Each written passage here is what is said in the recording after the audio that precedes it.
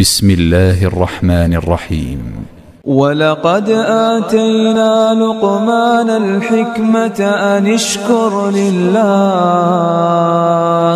ومن يشكر فإنما يشكر لنفسه ومن كفر فإن الله غني حميد. وإذ قال لقمان لابنه وهو يعظه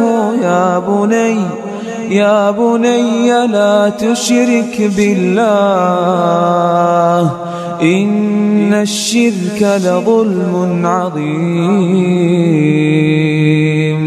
ووصينا الإنسان بوالديه حملته أمه وهنا على وهن وفصاله في عامين أن اشكر لي ولوالديك إلي المصير. وإن جاهداك على أن تشرك بي ما ليس لك به علم فلا تطعهما وصاحبهما في الدنيا معروفا واتبع سبيل من أناب إلي ثم إلي مرجعكم فأنبئكم بما كنتم تعملون. يا بني إنها إن تك مثقال حبة من خردل فتكن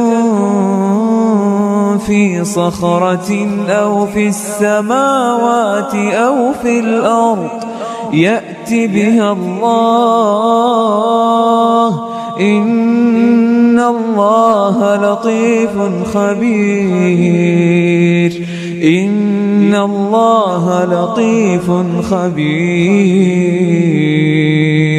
يا بني أقم الصلاة وأمر بالمعروف وانه عن المنكر واصبر على ما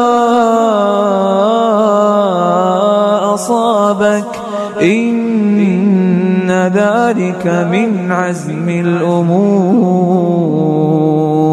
ولا تصعر خدك للناس ولا تمش في الأرض مرحا إن الله لا يحب كل مختال فخور. وقصد في مشيك واغضض من صوتك إن أنكر الأصوات لصوت الحمير.